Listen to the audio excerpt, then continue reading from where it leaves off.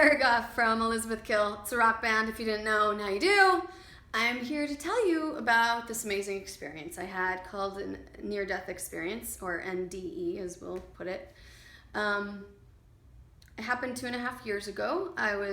We were writing our record Throwing Shadows, and I was with a really bad doctor, and he did not do a proper test on me that would have taken 3 minutes to find, but he didn't, and it was pretty brutal. He let me starve out and bleed out for 14 weeks. C. difficile was slowly eating me alive, and we didn't know what it was. We even did a performance down in San Diego, and I fell off the stage. First time that happened. And I had always dreamed about falling off a stage, because apparently all great rockers do, but I didn't know it would be because I was dying of something that was eating me alive, unfortunately. So, anyways, moving on. Thank you, Bear. Yes, thank you. Yeah, I know, it was weird. But that's the dog. You can't see him, but he's there. So the doctor. I'm talking to the doctor. I'm in bed. I've been like bleeding out for friggin' 14 weeks. I'm exhausted. I call him. I say, I'm still this sick. He goes, I don't know what to tell you. There's nothing else I can give you. I've given you all the medicine I can. You're screwed. And I just hung up on him because he just said that. He said that I was screwed. So I laid there and I cried in bed for a minute, and then I said, you can lay here and cry and be a victim of your life, or you can get up and claim a miracle. And I chose the latter. So I got up and I just started praying, and I just started saying, I need help, I need a miracle, I need to survive, what do I do?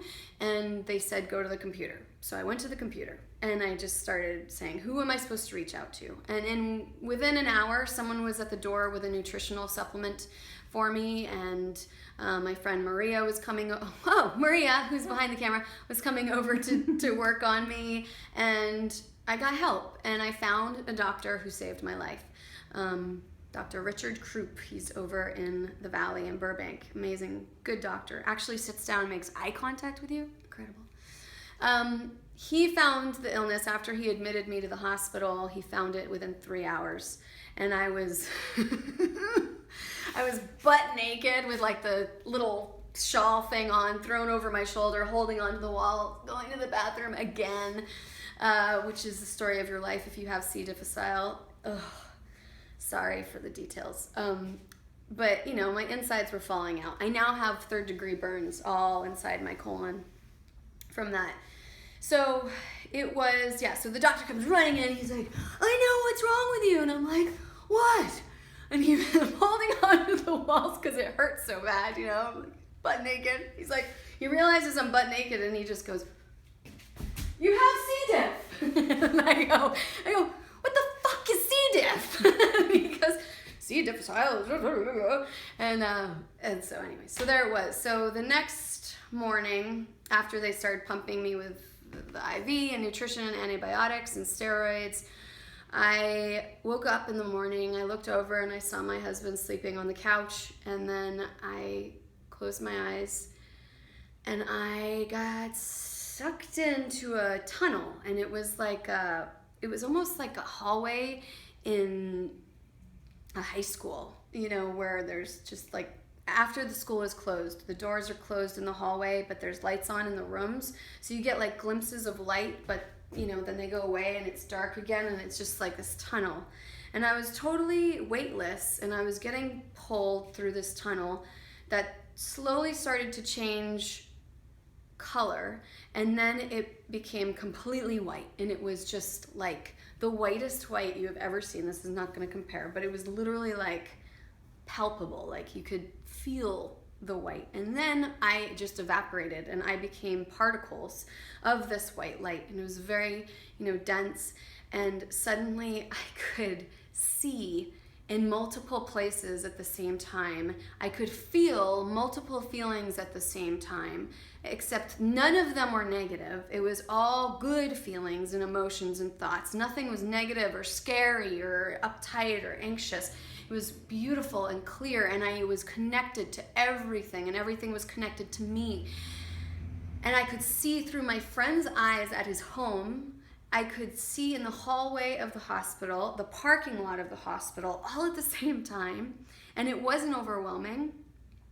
And I started laughing, or vibrating, I guess. I mean, it's really hard to break our language down in this realm compared to that side, because on that side, you get like a whole download that's an instant, and you just know it all instantly. Whereas here, it's you gotta talk about it, and there's 20,000 words to give you the explanation of what happened, when on that side, it's just, you know.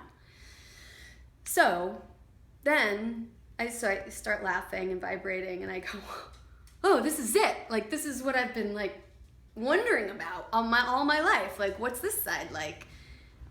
But I thought I had so much more time. and then they showed me my life. It was like over here. So we kind of moved, and it was like drawers stacked up on top of each other, and you could look down through it, and I could see my whole life. It was almost like different parts of my life were in different drawers, but my life was really small.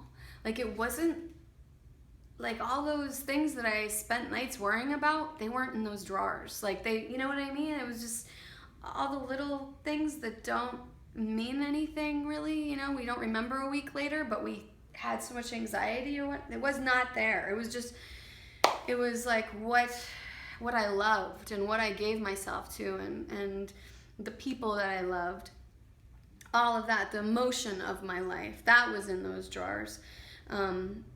And again, I knew my whole life like instantly, and it was like, oh, and it all made sense, and I was here now, and it made sense. And then they started pulling me to another, and I'm sorry, I keep saying they, and I really can't give you names for who they are. It's just a consciousness, really. But I knew there were beings around me, I just couldn't see them. They were part of me, and I was part of them. It's really hard to explain. But then they started leading me into this other area, and I knew if I kept going that this door was going to be closed. Like, I wasn't going to go back to being a human being. And at that time, I wasn't scared, I wasn't upset, I was so blissed out. It was the most amazing bliss I've ever felt in my life. It was beautiful, and that's why people don't come back, okay? It's not because they don't love you or that they, you know, don't know how important you are to them. It's because that place is so euphoric and divine that they want you to come to them. Don't go killing yourself, though. It's not that kind of, you can't get there that way, I don't think. So they start pulling me to this other place, and I just made a acknowledgement that there was a spirit in that realm that wasn't going to be able to find his divinity, to find his happiness in this realm if they took my soul away and out of his world. At this time, he had just lost his father and was really struggling with anger issues. And if they took his partner, and I was his partner, if they took me away from him, that he wouldn't find happiness. And I just made that acknowledgement. I wasn't like scared to leave him. I wasn't thinking that, oh, he's mine. You know, there was no possessiveness. It was just an acknowledgement of that spirit. Like, he didn't even have a name to me anymore. It was just a spirit and an energy. And this amazing peace came over me. And all of a sudden I started to feel the cells in my body come back. And they said, you know, we're not going to take you right now, and everything's going to be all right. And I knew the peace was tremendous, and it stayed with me solid for the next 4 weeks. I had this amazing peace of mind that I was not, you know, going to die from this illness, even though being on the other side, I wasn't afraid to go. And then I started getting sucked back down that tunnel, and the same tunnel that brought me in, I went back down it again. And this time I was really still happy, and I was at peace, and I wasn't in pain. And I saw my like holes, like eye sockets, and like came back up into my eyes and into my body. And I opened my eyes and I looked over, and there was my beautiful husband still asleep on the couch. So I have no idea how long I was out for. I didn't have a heart monitor, tapped up to me, so I don't have any proof that I was gone. I just know that I experienced something incredible, and that it was a very real place. I was left with the idea of God consciousness in a whole new way that, I've heard it said in meditations and, forever, and God consciousness this, God consciousness that, go into that place. And it's like, what is that place? And that, that unity, that oneness, imagine a tapestry. This is how it was left with me. Imagine a tapestry around the earth, and pull down a little piece of thread, and that's you, okay? And then pull down this little piece of thread, and that's me. And then when we're having, little human experiences, and we only get to experience one emotion at a time, and we get to be dynamic in ourselves, and we get to have an identity, and be this or that or whatever. And then when you go back up into the tapestry, and then you're part of each other again, right? And that's God consciousness. So we're always connected to that God consciousness because we are God consciousness. And that's how it was left with me. I ended up hitting up my yoga instructor at Tej, and asking her, hey, I'm in this state, like, what do I do? And she gave me a great meditation to do, and I would sit in front of my hospital window every morning, and I would do this meditation for 3 minutes, which was about all I could handle anyways. But it was just deep breathing, and I looked at this mountain, and I just said to myself, I'm gonna hike this mountain. And at that point, I could barely walk. I was skin and bone, literally skin and bone, just the skin was hanging off of my body. And I said, I'm gonna be okay, and I'm gonna hike that mountain. Well, it was 9 months later, I was hiking that mountain, and I didn't know it was that mountain until my niece was like, what's that building down there with the cross on it? And I looked over, and I was like, oh my God, that's the hospital I was in, and I'm on top of the freaking mountain. It was amazing, so this having a practice, having your own practice, it is a relationship with yourself. It is a relationship with your God consciousness. It is a relationship with everyone's consciousness. And the more you can be at peace with that, and the more you can drop into yourself and love yourself and say, yes, this is what I want. This is what I truly want. This is what my soul wants. The more you can connect with that, the quicker things are going to happen in your life, and the quicker things are going to be attracted to you that are going to help you to get to that point. All these meditations that helped me get strong enough so that I could mentally hike that mountain, all the physical things that I had to do in yoga that helped me be able to hike that mountain, the patience that we learn with ourselves through yoga, all of that. And then in the course of the next 2 weeks that I was in the hospital, I'd wake up in the middle of the night and I would just start writing lyrics. The band was still rehearsing without me, even though I couldn't be there, and then they would send me the rehearsal recording so I could be writing the record.